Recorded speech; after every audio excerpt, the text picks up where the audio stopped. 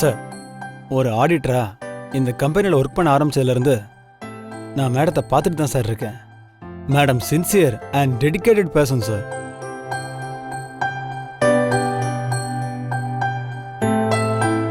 அவங்களால கம்பெனி பல விதங்களில் டெவலப் ஆயிருக்கு சார். இப்போ உங்க ஒய்ஃபா லைஃப் பார்ட்னராகவும் ஆக போறாங்க. ஒரு ஆணோட வெற்றிக்கு பின்னாடி ஒரு பெண் இருப்பாங்கன்னு சொல்லுவாங்க. உங்க ஒய்ஃபா மேடம் வந்த பின்னாடி நீங்க பெரிய உயரத்துக்கு போக போறீங்க.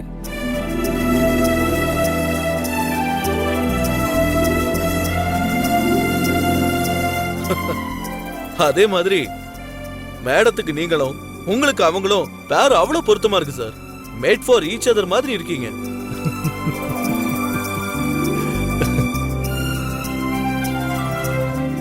உங்க லைஃப் ரொம்ப சிறப்பா இருக்க போகுது சார். நீங்க லைஃப்ல ஒன்னு சேர்றது எங்களுக்கு ரொம்ப பெருமையா இருக்கு sir.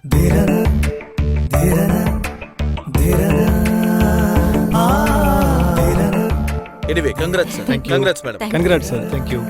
Congrats madam. Congrats madam. இந்த பஞ்செல்லாம் மறந்துடாதீங்க மேடம். ஓகே சார், நாங்க அப்ப கிளம்புறோம். ஓகே. போர்ட் மீட்டிங் ஏற்பாடு பண்ணிட்டு டாக்குமெண்ட்ஸ் எல்லாம் ரெடி பண்ணிட்டு உங்ககிட்ட சொல்றோம். See you, sir. Okay sir, வரோம். வாங்க வாங்க சார். வா பவித்ரா. சரி பவித்ரா, ஒரு நிமிஷம்.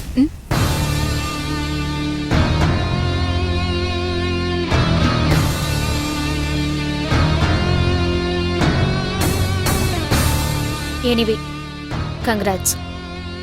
தேங்க்யூ.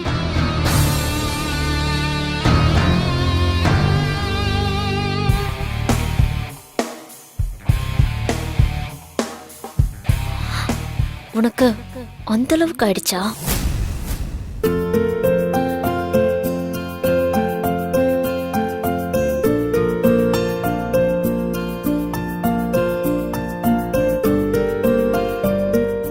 மாமா, காஃபி இங்க வைமா.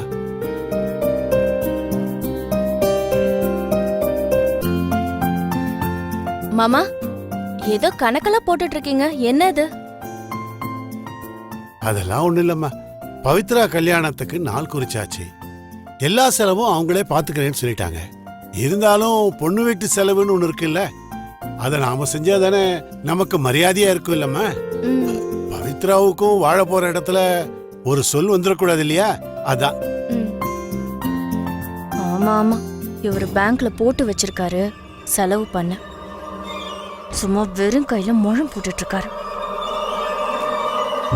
ஆமா மாமா, மாப்பிள்ளைக்கு செயின் மோதிரம் போடணும், பவிய சீர்சனத்தோட அனுப்பி வைக்கணும், நமக்கும் அவங்களுக்கும் ட்ரெஸ் எடுக்கணும்.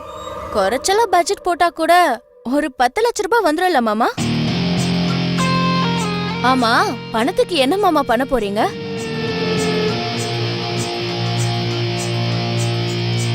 சரி மாமா, நான் வேலையை பாக்குறேன். சரிம்மா.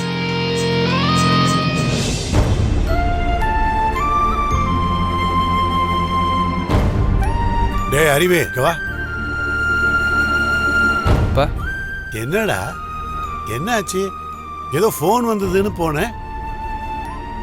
இன்னும் கம்பெனி பிரச்சனை முடிவுக்கு வரலையா? முதலாளி கிட்ட பேசி மறுபடியும் கம்பெனியை திறந்துருவாங்க போல இருக்குப்பா. ஆனால் எனக்கு தான் அங்கே வேலை கிடைக்குமான்னு தெரிலப்பா. ஏண்டா? லேபர்ஸ் எல்லாம் எனக்கு எதிராக மாறிட்டாங்கப்பா. லீடர் கூட சேர்ந்து முதலாளி கிட்ட பேச சொல்லி அவங்க தான் என்னை அமுச்சு வச்சாங்க.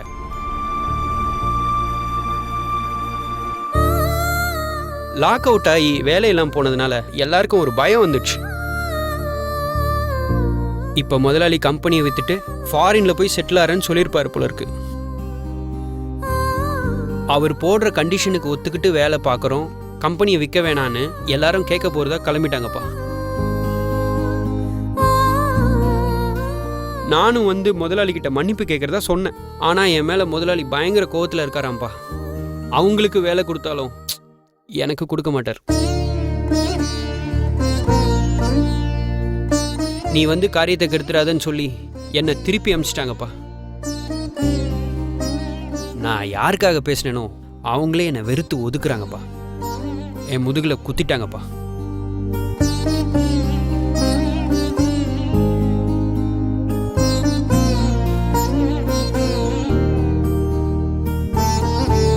அறிவு, இப்ப வேதனைப்பட்டு என்னடா பண்றது? எப்பவுமே நாம சுயபுத்தியோட இருக்கணும்டா. அடுத்தவங்க பேச்ச கேட்டா இப்படிதான் ஆகும். சரி, ஆனது ஆச்சு. இனிமே கவலைப்பட்டு ஒன்னும் ஆக போறதில்ல. இனி என்ன நடக்க போகுதுன்னு பொறுத்து இருந்து பார்ப்போம். அதுக்கப்புறம் என்ன பண்ணலான்னு ஒரு முடிவுக்கு வருவோம். டேய், இப்போதைக்கு உன் தங்கச்சி கல்யாணத்துல கவனத்தை செலுத்து. புரியுதா? நல்லா ஞாபகம் வச்சுக்க. சரியா?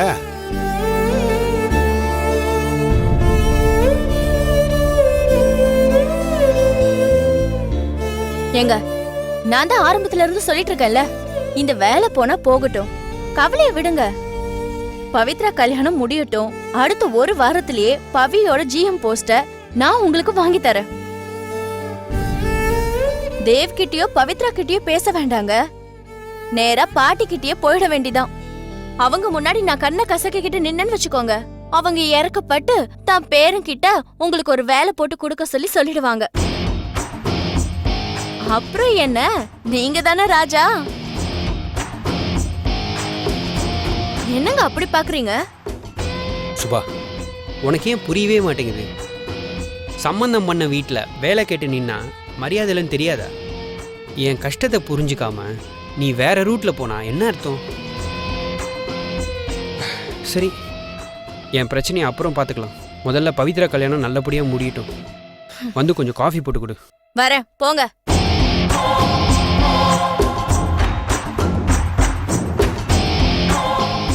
ஆமா, இவங்க பெரிய பாரம்பரியமான குடும்பம்.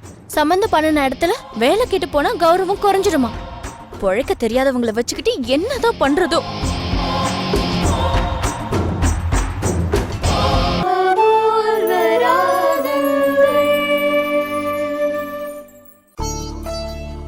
என்ன பண்ணலாம்?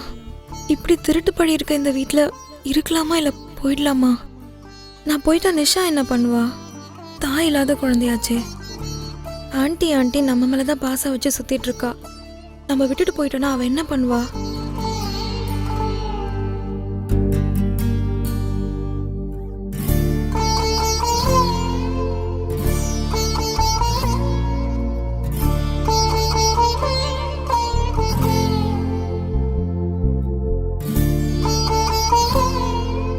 பத்மினி. சார், நிஷாக்கு சாப்பாடு கொடுத்து தூங்க வச்சிட்டேன் சார். பரவாயில்ல பத்மினி, நீங்கள் சாப்பிட்டீங்களா? இன்னும் இல்லை சார்.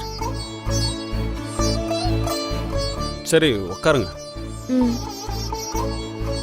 பத்மினி, நீங்களும் சாப்பிடல, யாரும் உங்களை சாப்பிட சொல்லலை. பத்மினி, அவங்களுக்காக நான் உங்ககிட்ட மன்னிப்பு கேட்டுக்கிறேன். ஆனால் வெறும் மன்னிப்பு அவங்க உங்கள் மேலே சுமத்தின பழிக்கு பிராயச்சித்தமாகாது. அந்த நிமிஷமே உங்களை ஆசிரமத்தில் கூட்டு போய் விட்டுடணும்னு தான் தோணுச்சு. ஆனால் பல விஷயங்களை யோசித்து தான் அமைதியாக கிளம்பி போயிட்டேன். பத்மினி, உங்கள் பாட்டியை தவிர உங்களுக்கு சொந்த பந்தம் யாரும் இல்லைன்னு சொன்னீங்க. அப்போது யார் உங்களை கடத்த ஆள் அனுப்பியிருப்பாங்க?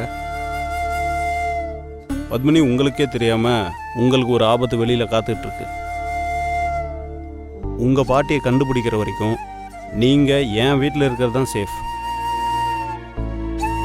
அது மட்டும் இல்லை, நீங்கள் இங்கே இருக்கணும்னு நினைக்கிறதுல என்னோட சுயநலமும் இருக்குது. என்னோட வீட்டோட சூழ்நிலை உங்களுக்கு புரியுதில்ல? இந்த சுச்சுவேஷனில் நிஷா வளர்ந்தா அவள் ஃப்யூச்சர் என்ன ஆகும் சொல்லுங்கள்? உங்களை உங்கள் பாட்டிக்கிட்ட ஒப்படைக்கிற வரைக்கும் இவங்களை சகிச்சுக்கிட்டு நீங்கள் இங்கே இருக்கணும்னு தான் ஆசைப்பட்றேன். சார், நானே நிஷாக்காக தான் இங்கே இருக்கணும்னு ஆசைப்படுறேன். ஆனால் சொல்லுங்க பத்மினி, என்ன? சார், நான் சொல்கிற விஷயத்தை பற்றி நீங்கள் யார்கிட்டயும் கேட்கக்கூடாது. என்னால் உங்களுக்குள்ள சண்டை சச்சரவு வந்துடக்கூடாது. நீங்கள் எனக்கு ப்ராமிஸ் பண்ணுங்க சார். சரி, சொல்லுங்க என்ன? நிஜமாவே வச்ச இடத்துல தோட காணோம்னா வீட்டுக்கு புதுசா வந்திருக்கவங்க மேல சந்தேகம் வரும். அப்படி சந்தேகம் வர்றதுல தப்பு இல்ல. ஆனா ஏன் மேல பழி சுமத்தி என்னை வீட்டை விட்டு துரத்தணும்னே ஏன் பேக்ல தோட வச்சிருக்காங்கன்னா நீங்க போனதும் உங்க மாப்பிள்ளை உங்க தங்கச்சி கிட்ட பேசினதை நான் கேட்டேன். நான் இங்க இருக்கிறது உங்க அம்மாக்கும் தங்கச்சிக்கும் பிடிக்கல சார். அவங்கள மீறி நான் இங்க எப்படி இருக்க முடியும் சொல்லுங்க? ஹரி சார் மட்டும் தோட கொண்டு வந்து கொடுக்கலனா என்ன ஆயிருக்கும்? திருட்டு பழியோட நான் இந்த வீட்டை விட்டு போயிருந்திருக்கணும். அதுக்கப்புறம் நான் உயிர் வாழ்ந்து என்ன பிரயோஜனம் சார்? என்ன அவங்களுக்கு பிடிக்கலன்றப்போ மீறிட்டு நான் இங்கே இருந்தா நாளைக்கு நான் இதை விட பெரிய பழிய சுமக்க வேண்டியது வந்துருமோன்னு பயமா இருக்கு சார். பத்மினி, நீங்கள் சொன்னதை நான் அப்போவே யூகம் பண்ணிட்டேன். எல்லாமே அவங்க சதி வேலைன்னு எனக்கு தெரியாதுன்னு அவங்க நினச்சிக்கலாம். அப்போவே உடச்சி பேசியிருக்கணும். அம்மாவும் தங்கச்சியுமா ஆயிட்டாங்களே, நான் என்ன பண்ண முடியும்? ஆனால் உங்களை சிக்க வைக்கணும்னு நினச்சி அவங்க கையும் களவுமாக மாட்டிக்கிட்டாங்கல்ல. ஸோ இன்னொரு தடவை இந்த மாதிரி கேவலமான வேலையை செய்ய மாட்டாங்க. செஞ்சாலும் நான் நம்ப மாட்டேன்னு அவங்களுக்கு தெரியும். அதனால் அவங்கள ஒரு பொருட்டாக நினைக்காம நீங்கள் தொடர்ந்து இந்த வீட்டில் இருக்கணும். உங்களுக்காகவும் நிஷாவுக்காகவும்.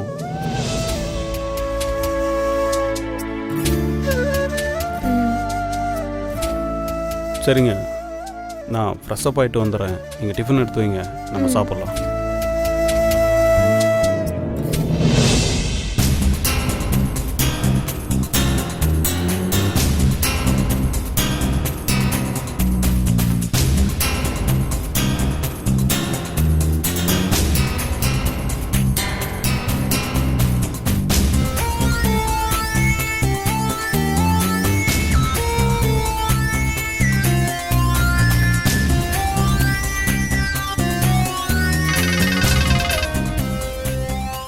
மாதவி, அம்மா. மாதவி, ஏ என்னாச்சு? குரல் ஒரு மாதிரி இருக்கு. அழறியா? அழலம்மா, ஆனா எங்க அழுதுறோனோன்னு எனக்கு பயமா இருக்கு. ஏ என்னடி, என்ன சொல்ற? என்னாச்சு? நான் இங்க எதுக்காக வந்தேனோ அதை என்னால நிறைவேற்ற முடியாம போயிடுமோன்னு எனக்கே என் மேல நம்பிக்கை போயிடுச்சு. எதனால அப்படி சொல்ற?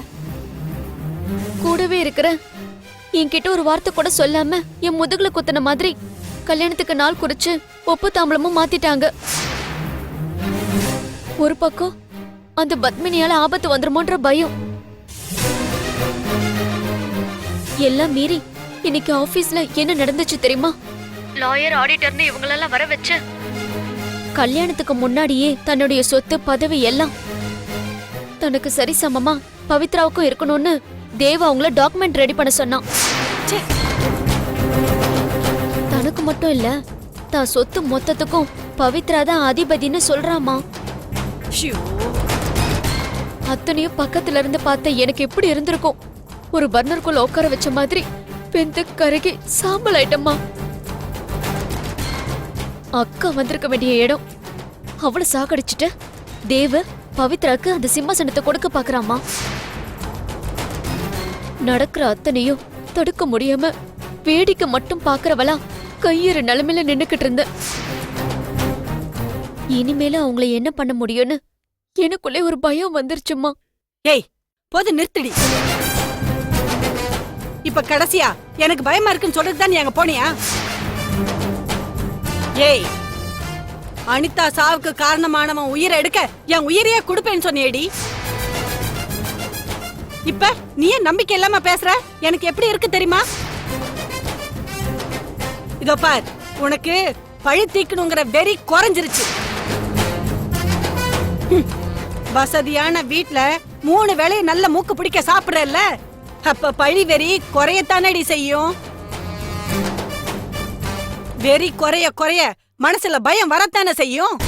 ஐயோ அம்மா, எனக்கு வெறி துளியும் குறையவே இல்ல.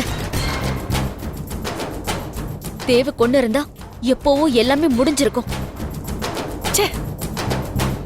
ஆனா அவன் நிம்மதியை கொலைக்கணும்னு எடுத்த முடிவால தானே இந்த குழப்பம் எல்லாம். நாளுக்கு நாள் அவன் சந்தோஷமும் குதூகலமும் அதிகமாயிட்டு தானே போகுது. என்னால அதை பார்த்து சகிச்சுக்கதாமா முடியல. இதோ பாருடி, ஒரு காரியத்தை சாதிக்கணும்னா வேகம் மட்டும் பத்தாது, விவேகமும் வேணும், பொறுமையும் வேணும். இப்ப என்ன, தேவ் சந்தோஷத்தை குழைக்கணும், அவ்வளவுதானே? அவன் சந்தோஷத்துக்கு காரணம் யாரு? அந்த பவித்ரா தானே. அவ கதையை முடிச்சிருவோம். அவ கதைய முடிக்கிறதுனால அந்த தேவோட சந்தோஷம் மட்டும் இல்ல, அவன் எப்படியெல்லாம் வாழணும்னு பெருசா கனவு கண்டுகிட்டு இருக்கானோ அது மொத்தமும் குழஞ்சு போயிடும். என்னடி சொல்ற? நல்ல ஐடியா தாம்மா இது. ஆனா இந்த நேரத்துல பவித்ரா மேல ஒரு சின்ன துரும்பு பட்டா கூட அதுக்கு காரணம் நான் தான்னு அந்த தேவும் பாண்டியனும் என்னை சுத்தி வளைச்சிருவாங்க.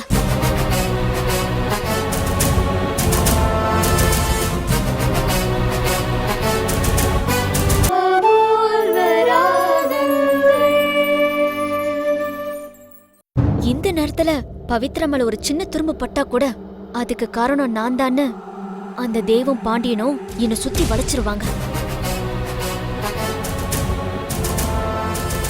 காஃபில மயக்க மருந்து கலந்ததுல இருந்தே அவங்களுக்கு என் மேல சந்தேகம் அதிகமாயிடுச்சுமா.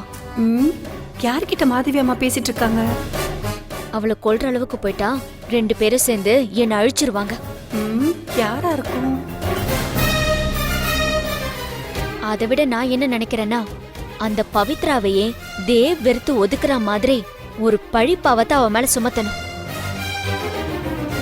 இல்ல தேவ பவித்ரா வெறுத்து ஒதுக்கி அவனை அவ தூக்கி எறிஞ்சிட்டு போணும்.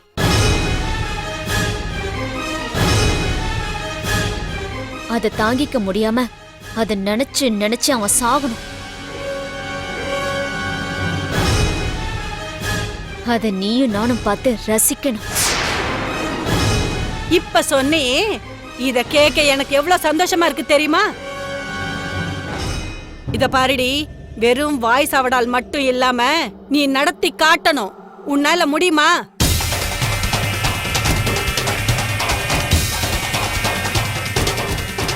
முடியும். அக்கா தூக்குல தொங்குனாலே அத ஒரு தடவை நினைச்சு பார்த்தா பயம் சந்தேகம்லாம் போய் எனக்குள்ள ஒரு வெறியும் வேகமும் வந்துடும். நான் சொன்னதை நடத்தி காட்டுறேன். இப்ப எப்படி பவித்ராவும் தேவம் கூடி கொழாவறாங்களே, அதே போல 2 பேரும் சேர்த்த வாரி இறைச்சிக்கணும்.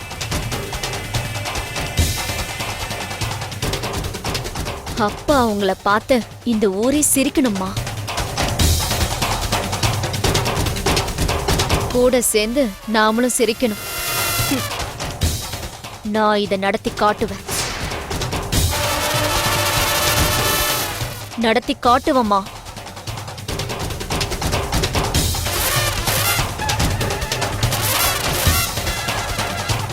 சரி, நான் போன வைக்கிறேன்.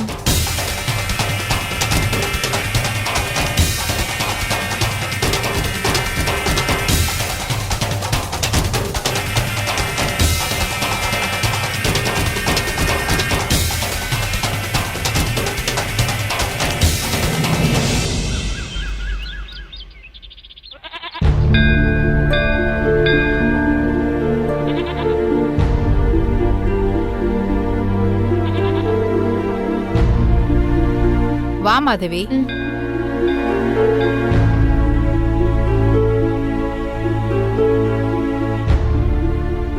ஏண்டி, என் பேரனுக்கும் பவித்ராவுக்கும் ஒப்பு தாம்பூல மாத்தி கல்யாணத்துக்கு நாள் குறிச்சாச்சுன்னு நான் எவ்வளவு சந்தோஷமா வரேன்.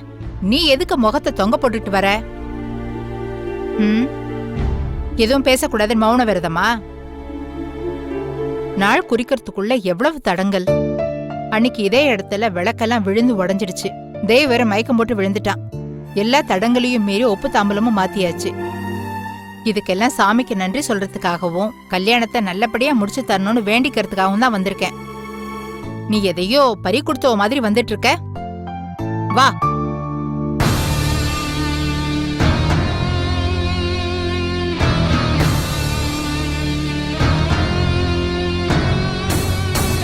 ஆமா கிழவி, நான் பறி கொடுத்தவதான். என் அக்காவை பறி கொடுத்தவ. உன் பேரனை அந்த பவித்ரா கிட்ட பறி கொடுத்தவ. ஏன் கண்லயே மண்ணத்துவ பாக்குறீங்களா? ஏ கிழவி, சாமிக்கு நன்றி சொல்ல வந்திருக்கியா?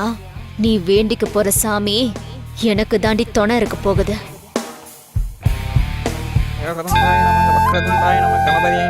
யார் பேருக்கு அர்ச்சனை? மகாதேவ் பவித்ரா அவங்க பேருக்கு அர்ச்சனை பண்ணிடுங்க. மகாதேவ் பவித்ரா நாமதேஸ்ய விஜய வீரிய ஆரோக்கிய பல சித்திரஸ்து. சுக்லாம்பரம் விஷ்ணு சசிவர்ணம் சதுர்புஜம் பிரசன்னவதனம் யாய சர்வ விக்னோபசாந்தயே.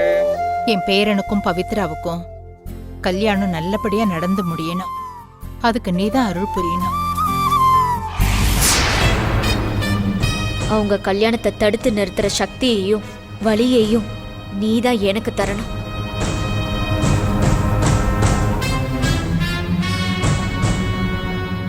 என் அக்கா சாவுக்கு காரணமானவன நான் பழி தீக்கணும். உன் அருளால நான் நினைச்சதை சாதிச்சு காட்டணும்.